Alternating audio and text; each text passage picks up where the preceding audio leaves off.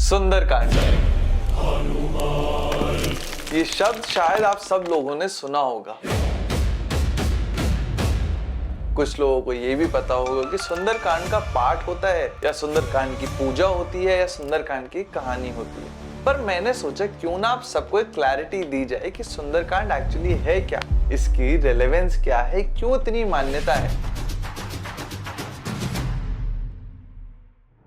आपने ये देखा होगा कि आपके शायद पेरेंट्स हर ट्यूसडे या सैटरडे को सुंदरकांड पढ़ते तो आ रहे हैं, पर कई बार उनको भी सारी कहानियां नहीं पता होती और जिनको पता भी होती है वो कई बार आसानी से समझा नहीं पाते। और ना आपने कभी इतना टाइम लगाया समझने के लिए कि सुंदरकांड में एक्चुअली है क्या।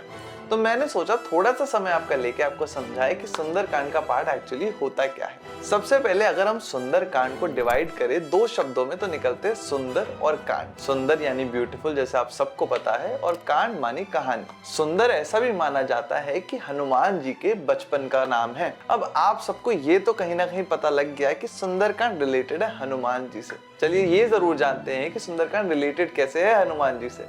सुंदरकांड कांड, जैसे कि मैंने बताया आपको एक चैप्टर, ये एक रामायण का चैप्टर है जिसमें हनुमान जी से रिलेटेड कहानियों को बताया गया है, एक स्पेसिफिक सेक्शन। और इसको इसलिए पढ़ा जाता है क्योंकि उन कहानियों को सुन के कई लोगों को स्ट्रेंथ मिलती है, पावर मिलती है, समझ मिलती है कई सारी चीजों के जीवन में।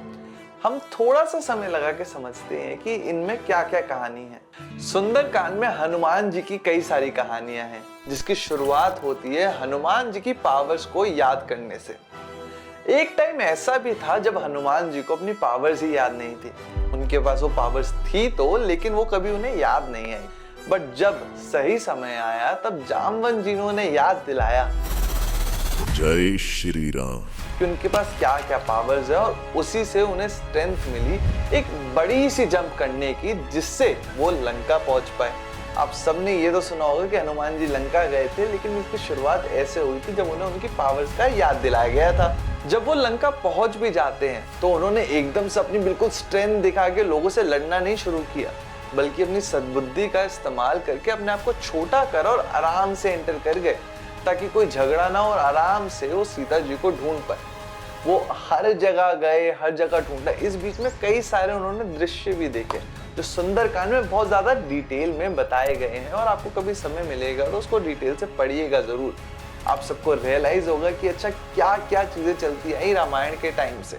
बट इस वीडियो में क्योंकि हम थोड़ा सा टाइम लेके आपको ज्यादा चीजें बताना चाह रहे हैं, तो बस इतना ही बताएंगे कि उन्होंने कई अलग अलग दृश्य देखे जिससे पहले वो सीता जी तक पहुंचे।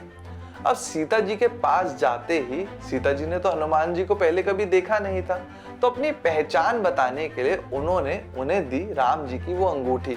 हो सकता है आपने ये कहानी सुनी हो रामायण के टाइम पे, और अगर भूल गए थे तो ऐसा हुआ था कि अपनी पहचान बताने के लिए सबसे पहले हनुमान जी ने राम जी की अंगूठी दी सीता जी को, ताकि सीता जी को उन पे ट्रस्ट बिल्ड हो पाए और आगे वो उनकी बात मान पाए, जान पाए, अपना एक्सपीरियंस शेयर कर पाए कि वहां पे वो कैसे रह रही हैं, क्या दिक्कतें फेस कर रही हैं, वो सारी चीजें। आप सबको ये भी याद होगा कि हाँ, एक पॉइंट ऐसा था जब हनुमान जी ने पूरी लंका में आग लगा दी थी अपनी पूंछ पे। ये भी सुंदरकांड में डिटेल में बताया गया है। और साथ ही साथ जब सारी इंफॉर्मेशन हनुमान जी ने कलेक्ट कर ली, उस इंफॉर्मेशन को लेके वो वापस गए राम जी के पास। सब लोग ये जरूर सोचते हैं कि सीता जी को क्यों नहीं लेके गए, लेकिन उस समय उन्होंने जो सही डिसीजन लिया, निर्णय लिया, वो कि वो सारी इंफॉर्मेशन कलेक्ट कर पाए और पूरी सेना को सही तरीके से पहुंचा पाए, ताकि वो अपने मिशन में सक्सेसफुल हो पाए और जो रामायण आज हम सब लोग जानते हैं वो बन पाए। हनुमान जी की अलग अलग डिसीजन मेकिंग से, अलग अलग चीजों को संभालने के तरीके से लोगों को स्ट्रेंथ मिलती है।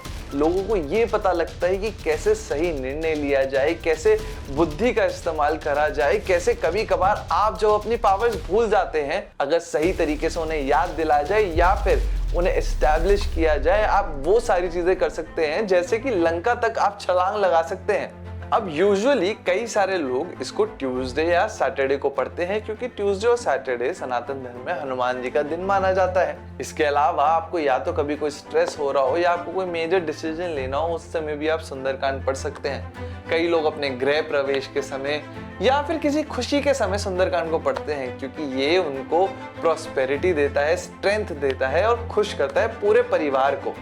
और इस वजह से इसकी रेलेवेंस हर जगह मौजूद है।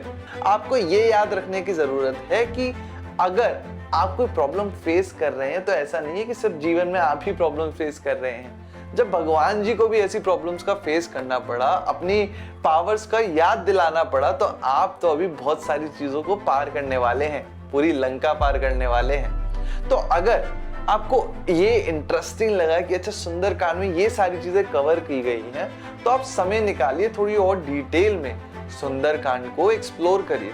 और अगर आप चाहते हैं कि हम लोग एक सुंदरकांड का पार्ट ऑर्गेनाइज करें with all the details, with all detailed explanation, हमें कमेंट्स में जरूर बताएं और हमारे YouTube मेंबर बनिए, क्योंकि वहां पे हम एक्सक्लूसिव कंटेंट भी लेके आते रहते हैं।